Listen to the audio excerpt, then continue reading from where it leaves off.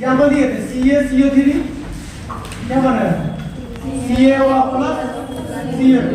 इसका रेट हम लोग निकाले थे तो क्या है बोलिए तो रेट K इंटू क्या है CaCO3 यही ना और कितना है 1। इसका ऑर्डर क्या है बोलिए तो 1। ये हो गया फर्स्ट ऑर्डर यानी वो रासायनिक अभिक्रिया जिसकी ऑर्डर कितना 1 इसकी कोटि 1 और एग्जांपल दिए थे याद है N2O5 इस तरह से दिए थे N2O4 प्लस O2 इसका भी रेट निकाले थे तो क्या आया था K इंटू N2O5 पावर 1 ये भी कौन सा ऑर्डर एक और एग्जांपल दिए थे 2H2O2 हाँ 2H2O2 एरो या हीट कर रहे थे तो फास्ट था 2H2O प्लस O2 नहीं 2 दूना 4 ठीक है रेट इक्वल टू क्या हो जाएगा K into H2O2 power 1 order क्या है तो वह रासायनिक अभिक्रिया जिसका ऑर्डर क्या क्या कर रहा है ठीक है यस सर। ये नॉर्मल एग्जाम। अच्छा एक बात बोलिए प्रथम कोटि अभिक्रिया जो है वो उसका वेग जो होगा प्रथम कोटि अभिक्रिया का जो वेग होगा वो अभिकारक के सांद्रण पर निर्भर करेगा कि नहीं करेगा प्रथम कोटि अभिक्रिया का करेगा लेकिन जब शून्य कोटि का बात आएगा तो शून्य कोटि नहीं क्योंकि शून्य कोटि का जब ग्राफ खींचिएगा ना तो शून्य कोटि का ग्राफ एक सडनली है इस तरह से क्योंकि शून्य कोटि क्यों आ रहा है क्योंकि उसका ऑर्डर 0 आ रहा है मतलब क्या है रिएक्शन क्या है फास्ट है कि स्लो है फास्ट है शून्य कोटि का रिएक्शन क्या है मतलब उसका 0 आ रहा है मतलब समझे कि ना क्लियर हुआ अच्छा तो वो रासायनिक अभिक्रिया जिसका कोटि क्या है वो रासायनिक अभिक्रिया जिसकी कोटि उसे क्या कहिएगा अरे समझ में कि ना वो रासायनिक अभिक्रिया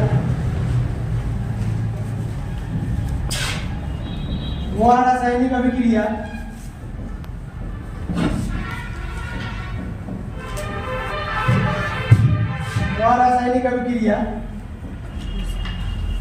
जिसकी कोटि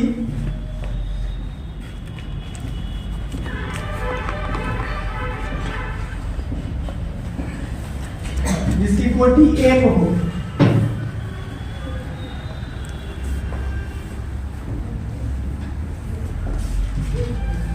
कोटि एक हो उसे जिसकी कोटि एक हो उसे प्रथम कोटि अभिक्रिया कहते हैं।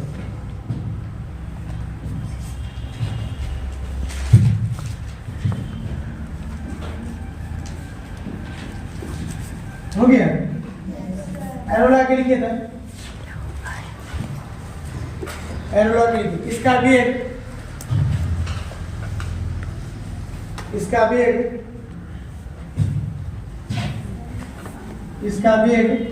अभिकारक के सांद्रण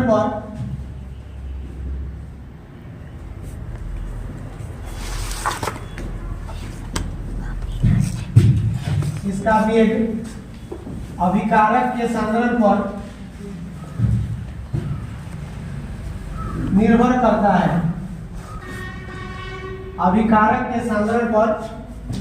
करता है इसका वेग अभिकारक के सांद्रण पर निर्भर करता है इंग्लिश में वही लिख दिया था chemical reaction which order is equal to 1 या which order is 1 is called its rate depends upon concentration of reactant. इतना भी लिख दीजिएगा और एग्जांपल दे दीजिएगा तो आपका एग्जाम क्लियर हो जाएगा यहाँ तक ठीक है। और करके दूसरा डिफिनेशन रासायनिक अभिक्रिया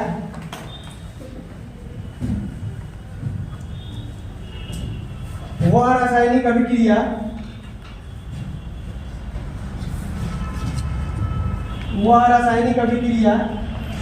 जिसके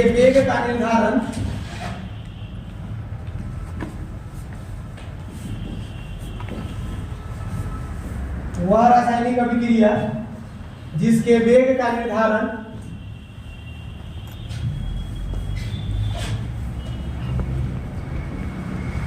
अभिकारक के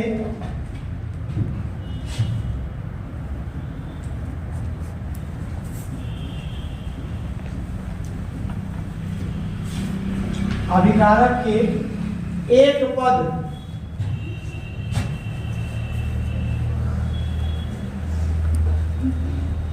अभिकारक के एक पद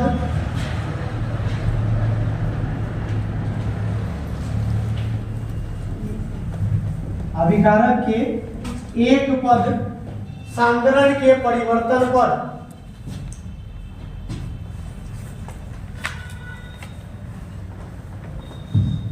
अभिकारक के एक पद सांद्रण के परिवर्तन पर अभिकारक के एक पद सांद्रण के परिवर्तन पर निर्भर करता है। एक पद सांद्रण के परिवर्तन पर निर्भर करता है, उसे प्रथम कोटि अभिक्रिया कहते हैं। The chemical reaction which rate depends upon change in concentration of single term of reactant is called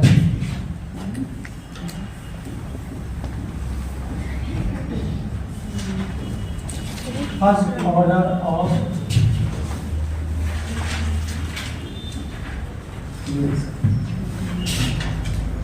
example बता दो। 1 2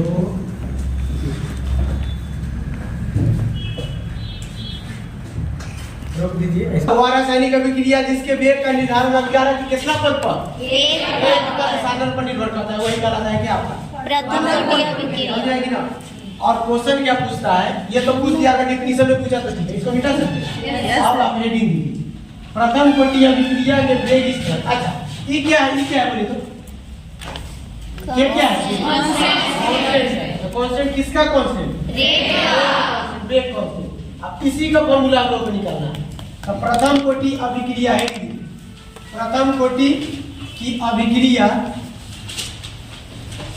के लिए व्यंजक, व्यंजक मतलब होता है फॉर्मूला। क्या होता है व्यंजक मतलब फॉर्मूला, यानी आपको फॉर्मूला निकालना है किसके लिए, प्रथम कोटि वेग स्थिरांक। वेग स्थिरांक के आपको के expression for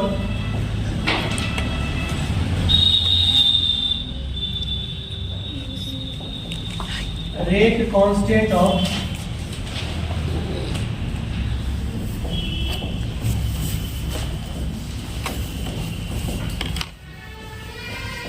expression for rate constant of first order of reaction।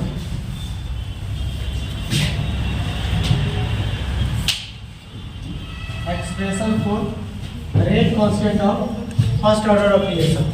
प्रथम कोटि अभिक्रिया के वेग स्थिरांक के लिए व्यंजक, यानी हम लोग को फॉर्मूला निकालना है किसका, के का। किसका निकालना है, के का। प्रथम कोटि अभिक्रिया के वेग स्थिरांक के लिए व्यंजक फॉर्मूला निकालना है के का। हो गया, समझिएगा। हम लोग आर रिएक्टेंट लिए थे और पी क्या था बोलिए तो, समझिएगा। इसके इनिशियल कंसंट्रेशन को मान लेते ए, इसको मान लेते एक्स, और जाएगी करते थे ए को मान लेते हम लोग C1 100 और एक्स को मान लेते 0। याद है कब, जब t 0 था तब, याद है, ठीक है, याद है। ए एरो बी मान लेते, C1 यहाँ पर 100 था और C1 यहाँ पर 0। कब, जब t 0 था, ई घट के C2 कहाँ पर आया था, ई घट के C2 कहाँ पर आया था, t is not equal to, कुछ ना कुछ टाइम लगेगा तो इसी 100 को हम लोग क्या मान लिए, ए 100 मान लिए, इसके सांद्रण को क्या मान, याद क्लियर है। कुछ समय के बाद धीरे धीरे ये घटेगा कि बढ़ेगा, बढ़ेगा, क्या होगा, बढ़ेगा। तो कुछ समय के बाद अगर जब t टाइम 0 नहीं है, मतलब कुछ समय लगा, तब अगर पूछे कि बताइए तो r का सांद्रण कितना है, तब क्या कीजिएगा, r का सांद्रण मतलब इधर बचा हुआ कितना है, इसे समझिए। यहाँ पर दूध पूरा, दही 0, कुछ समय के बाद पूछे कि दूध कितना बचा, कुछ कुछ समय के बाद उनका फाइनली रिजल्ट आया 0। कुछ समय के बाद इधर जितना गया वो घटा लेंगे तो ना बचा। अगर मान लीजिए कि इधर अगर 80 है तो इधर गया कितना 20 गया, इधर 70 है तो इधर 30, इधर 50 है तो इधर भी 50। तब कुछ समय के बाद इधर कितना बचा, तो जितना इधर गया माइनस कर लेंगे। तो r का साधारण क्या कर सकते हैं, a माइनस x कर सकते हैं। a कितना था 100। अगर टाइम लगा तो कुछ ना कुछ गया होगा, गया होगा कौन गया होगा x। a में से x घटा लेंगे तो आया कि नहीं, आगे समझ दिया। अगर e 100 है, e 20 है तो बचा कितना 80, इसका साधारण 80 बचा। अगर ये 100 फिक्स है, 100 तो फिक्स है ना, शुरुआत में कोई भी चीज 100% होता है। e अगर 20 है, e अगर 30 है तो बचा इसका साधारण कितना, या तो क्लियर है कि ना। इसी को एनसीईआरटी आर नोट देता है, या तो क्लियर है। दोनों को एक बार क्लियर कर लेंगे। एनसीईआरटी में देखिए फॉर्मूला कैसे ऊपर में आर रहता है और नीचे में आर नोट रहता है, ये भी क्लियर कर लेंगे। आइए अब हम लोग समझते हैं रेट जब निकालते हैं तो रेट जो होता है वह क्या होता है, समानुपाती किसके, सांद्रण, कंसंट्रेशन ऑफ किसका, रिएक्टेंट की। वेग जो होता है वो आपका समानुपाती होता है किसकी, अभिकारक के सांद्रण के समानुपाती। यहाँ तक ठीक है। तो जब रेट हम लोग निकालेंगे तो अभिकारक कौन है, R। अभिकारक कौन है, और सांद्रण के लिए क्या यूज करते हैं, बड़ी ब्रैकेट। कौन सा ऑर्डर का है, पावर कितना, या तो क्लियर है। आइए समझिए रेट बराबर बोलिएगा ई जब हटेगा तो के। अच्छा एक बात बोलिए, आर के जगह पर क्या a माइनस एक्स रख सकते हैं, a माइनस एक्स, पावर कितना, कोई दिक्कत। इसके जगह पर आर नोट भी रख सकते हैं, एनसीईआरटी रखता है। पहले हम लोग ये क्लियर कर देते हैं, या तो समझ में। अब रेट के लिए मैथ वाले पढ़ेंगे dx by dt, याद है। रेट के लिए क्या पढ़ते हैं, dx by dt, k into a minus x. अब तक कुर्सी चेंज कीजिए, ई इधर आएगा तो इधर जाएगा, तो क्या हो जाएगा dx upon a minus x, इसको इधर भेज k into dt, k into dt। Integration जानते हैं आप, integration dx upon a minus x क्या होता है, a माइनस एक्स। बोलिए integration dx upon a minus x, math वाले लोग बोलिए। अभी इंटीग्रेशन नहीं करेंगे। Integration dx upon a minus x बराबर माइनस ln, याद है इतना, नहीं पढ़े, नहीं सर, इंटीग्रेशन अभी नहीं पढ़े। No sir. हाँ तो पढ़िएगा ना। Integration dx upon integration dx upon a minus x बराबर होता है माइनस लॉग, वहां पर रहेगा लॉग, ln क्या है, लॉग क्या है, सब फल कभी पढ़ाएंगे। Minus log a minus x, चूंकि बटा में ऊपर आता तो माइनस हो जाता, याद है ठीक है।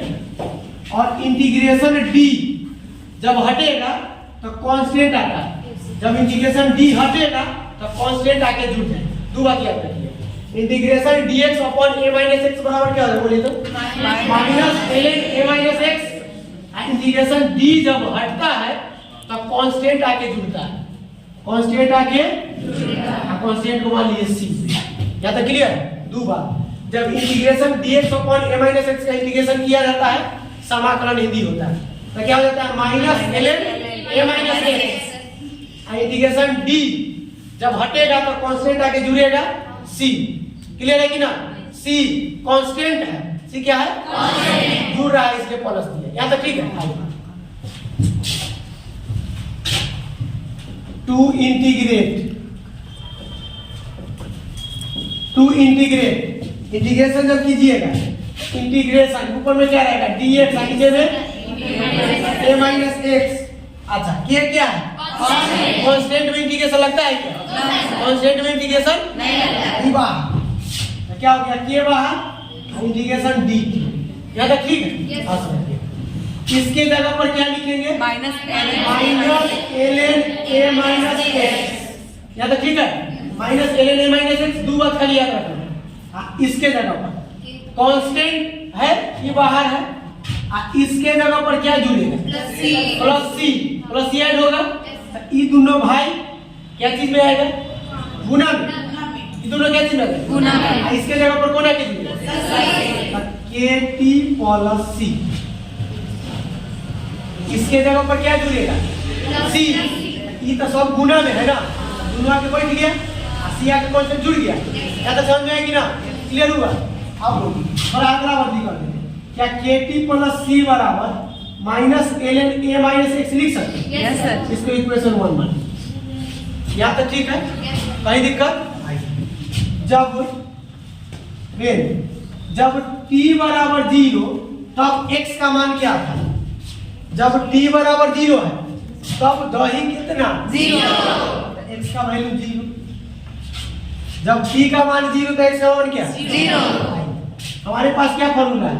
क्या है इक्वेशन? KT प्लस C बराबर minus ln A minus x। कहाँ? From equation first, from equation first से आइए, K गुना प्लस C बराबर minus ln A minus 0।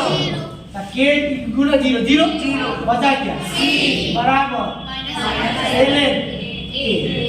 Clear है? इसका वैल्यू अगर इसमें पुट कर दिए तो कुछ काम बन सकता है, बनेगा कि ना?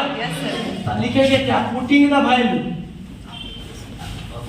Putting the value of C in,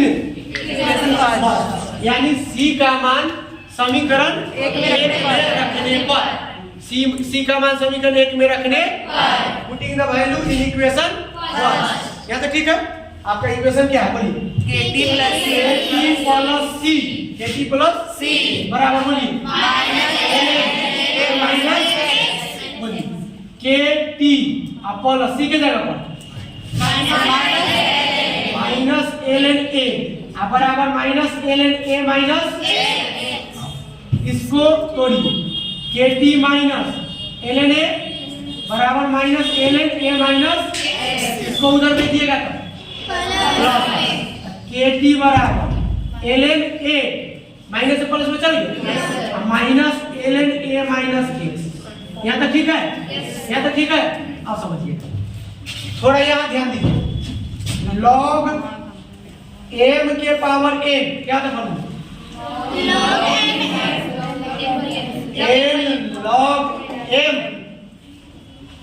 log m to the power n log m into n log m plus का कॉम्बिनेशन इनटू माइनस का कॉम्बिनेशन, पढ़े थे ना? प्लस का कॉम्बिनेशन माइनस का combination, log m by n बोलिए log m minus log n। अच्छा एक बात, ये सब log 10 में से नीचे भी यहाँ पर आता है 10। अब इसको प्रूव करते हैं पहले, यहाँ तक क्लियर हुआ? log m by n बराबर log m minus log n। यहाँ ध्यान दीजिए, log m और log n, इसको m मान लिया, इसको n, log m minus log n, log m minus log n बराबर log m by n। KT बराबर ln A ऊपर A माइनस x नीचे, क्या तो ठीक है? अब ln है, ln log है, ln क्या है? log है। ln का फुल फॉर्म होता है natural logarithm, natural logarithm, natural logarithm, उसी को ln कहा जाता है। इसी ln को कहा जाता है log e बेस। दोनों एक चीज क्या लगा? एक चीज, इसी को क्या कहा जाता है? log e base. e base मतलब आधार में e, और log e बेस को log 10 बेस में बदलने के लिए 2.303 का चुनाव दिया जाता है। log e बेस से log 10 बेस में जाना है तो 2.303 इतना लेके जाना पड़ेगा, मतलब इससे गुना करना। बात समझ में? ln क्या है बोलिए?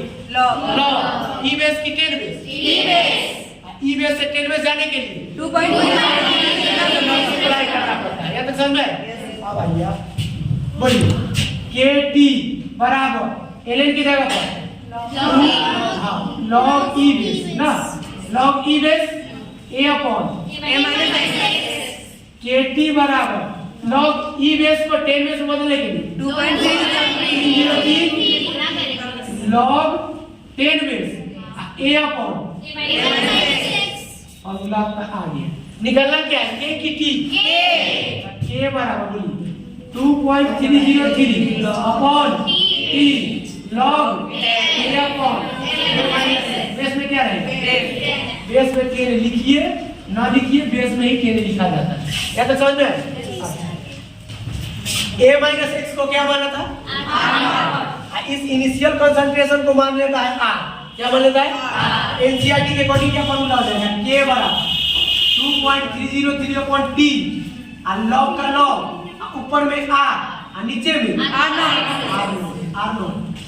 a माइनस एक्स की जगह क्या r नॉट यही एनसीईआरटी लिखता है। आपको जो समझ में आया हमको तो लगता है कि यही ज्यादा समझ में आया होगा। a क्या है शुरुआत वाला सांद्र initial concentration a minus x जो बचा हुआ तो x क्या x फाइनल कर अभी सब लिख देंगे। पहले यहाँ से यहाँ तक में कहीं किसी को दिक्कत है बोलिए तो दो बात याद रखिए बोलिए integration dx upon a minus x बराबर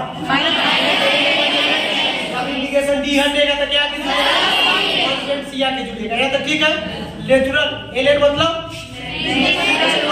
log e बेस ln मतलब log e बेस से 10 बेस जाने के लिए या तो समझ में log m to the power n log m by n log m into n plus log यहाँ पे क्लियर हुआ यही आपको फॉर्मूला प्रूव कर देंगे। पहले बहुत बार क्वेश्चन पूछ रहा था अब हालांकि उतना नहीं पूछ रहा है। यहाँ तक क्लियर हुआ कि ना उतारिए तो पीछे चिंता नहीं कहाँ से उतारिएगा आप यहाँ से लेके यहाँ तक का ये first step second step integration यहाँ से यहाँ तक हो गया और स्टेप आपका यहाँ से यहाँ तक तो समझने के लिए होगा यहाँ कहीं दिक्कत